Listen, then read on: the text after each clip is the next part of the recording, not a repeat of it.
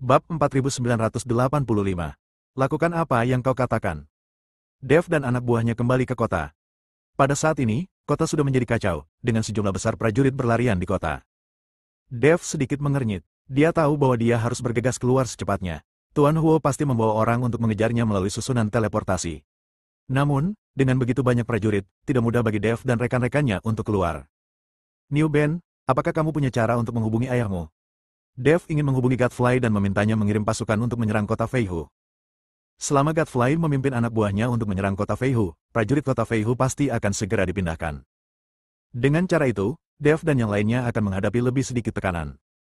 Saat Dev datang, dia lupa mengirim pesan kepada Godfly melalui Sleep Giok. Sekarang dia ingin menghubunginya, tetapi tidak bisa. Aku punya cara untuk menghubungi ayahku. Sembari bicara, Niu Ben mengeluarkan sebuah token dari tangannya. Token ini sama dengan yang diberikan Niu Li kepada Dev saat itu. Setelah Niu Ben meneteskan setetes darah ke token, dia segera berhubungan dengan Godfly. Dev tidak membuang kata-kata dan langsung menjelaskan situasinya kepada Godfly. Godfly memimpin pasukan ratusan ribu dan menyerang kota Feihu dengan dahsyat. Diperkirakan para prajurit di sini tidak akan dapat dipindahkan dalam waktu singkat. Di mana kami berlima dapat bersembunyi? Bai Yi bertanya pada Dev. Dev tidak mengenal tempat itu dan tidak tahu di mana harus bersembunyi. Aku tahu suatu tempat. Ikutlah denganku. Semua orang yang dipenjara di sana adalah biksu manusia. Jika kita menyelamatkan mereka, mungkin kita bisa keluar dari kota itu bersama-sama. Peluangnya akan lebih baik. Aisyah angkat bicara. Kau hanya ingin kami menyelamatkan rakyatmu. Si gila abadi memutar matanya ke arah Aisyah dan berkata, kita tidak bodoh. Keamanan di sana pasti lebih ketat. Tidak banyak penjaga. Sebenarnya Aisyah berkata dengan cemas. Dia benar-benar ingin Dev dan yang lainnya membantunya menyelamatkan semua anggota klannya, tetapi dia juga ingin lebih banyak orang bergegas keluar dari kota bersama-sama. Kamu yang memimpin jalan. Dev meminta Aisyah untuk memimpin jalan. Aisyah mengangguk, lalu mengajak Dev dan yang lainnya berkeliling kota. Aisyah jelas lebih mengenal struktur kota itu dibandingkan Dev dan yang lainnya. Dia hampir ketahuan oleh para prajurit beberapa kali, tetapi Aisyah akhirnya berhasil menghindari mereka dengan terampil. Tak lama kemudian, Dev dan kawan-kawan tiba di tembok kota besar, yang bagaikan kota di dalam kota. Dinding batu yang tinggi itu sebenarnya berwarna merah darah. Semua biksu manusia dipenjara di sini. Aisyah menunjuk ke tembok kota, sekarang banyak penjaga sedang mencari kita, jadi mungkin tidak banyak penjaga di sini. Dan mereka tidak mungkin berpikir bahwa kami tidak melarikan diri, tetapi kembali ke tempat ini, sehingga mereka dapat mengejutkan mereka. Kata Aisyah. Baiklah, mari kita lakukan seperti yang kau katakan. Dev mengangguk, ayo pakai baju zirah kita dan masuk dulu. Dev dan anak buahnya mengenakan kembali baju zirahnya, lalu membawa Aisyah menuju tembok kota. Ketika mereka sampai di pintu, seorang lelaki tua menghentikan mereka.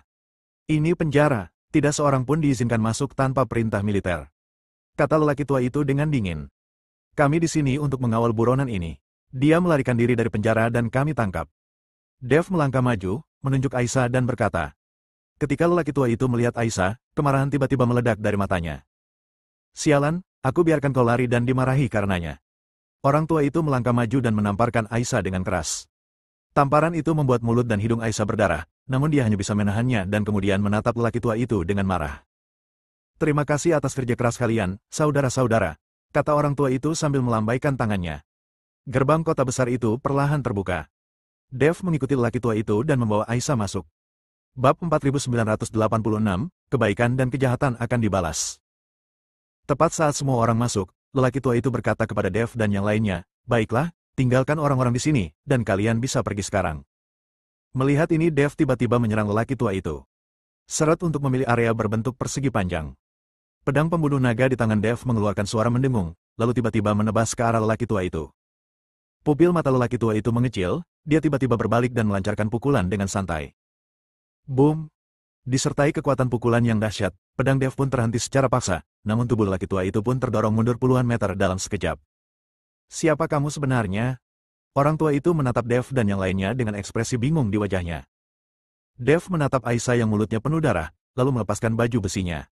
Dia mendengus pada lelaki tua itu dan berkata, Pak Tua, kau tidak tahu bagaimana bersikap lembut kepada wanita. Kau sangat kejam kepada wanita. Kukatakan padamu, aku paling membenci orang yang memukul wanita. Karena kalian datang ke rumahku, jangan salahkan aku jika bersikap kasar. Orang tua itu mendengus dingin, lalu tiba-tiba mendorong tangannya ke depan. Ledakan.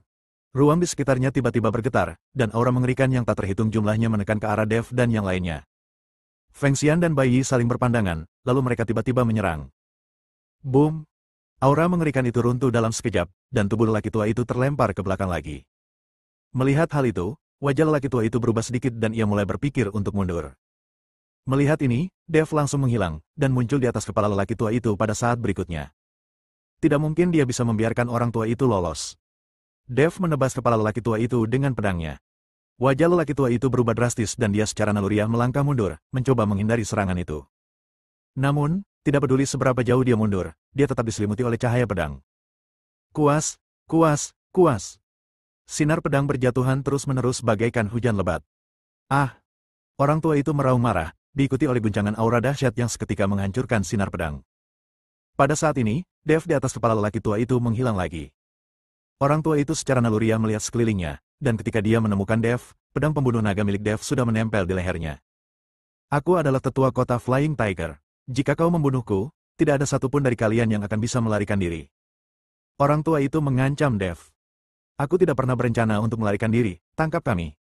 Dev mengendalikan orang tua itu dan berkata, meskipun Dev dan teman-temannya telah melewati gerbang penjara surgawi, mereka masih membutuhkan lelaki tua itu untuk menuntun mereka masuk jika ingin mencapai bagian terdalam. Orang tua itu terkendali dan hanya bisa membawa Dev dan yang lainnya menuju ke kedalaman penjara langit. Setelah melewati 3 pintu berturut-turut, bau darah yang kuat tercium ke arahku. Dev dan teman-temannya semua mengerutkan kening, sementara wajah Aisyah penuh kekhawatiran. Bau darahnya kuat sekali, pasti banyak orang yang mati. Ketika Dev dan rekan-rekannya melewati pintu lagi, mereka langsung terpana oleh pemandangan di hadapan mereka. Mayat-mayat berserakan di tanah, dan darah mengalir seperti sungai. Mayat-mayat ini termasuk mayat orang tua, orang lemah, wanita dan anak-anak. Bau darah membuat sulit bernafas. Melihat kejadian itu, mata Aisyah pun dipenuhi amarah, lalu ia berteriak kepada orang tua itu, kenapa kau bunuh mereka? Anda hanya bisa disalahkan atas hal ini. Siapa yang membiarkan Anda melarikan diri? Jika satu orang melarikan diri, maka 10.000 orang harus dibunuh sebagai hukuman. Orang tua itu berkata tanpa malu. Tubuh Aisyah gemetar, dan amarahnya membuatnya tidak dapat berdiri tegak. Perbuatan baik akan diberi pahala dan perbuatan jahat akan mendapat hukuman. Pembantaian kalian pada akhirnya akan kembali kepada kalian. Dev menatap lelaki tua itu dengan dingin dan mengayunkan pedang pembunuh naga di tangannya.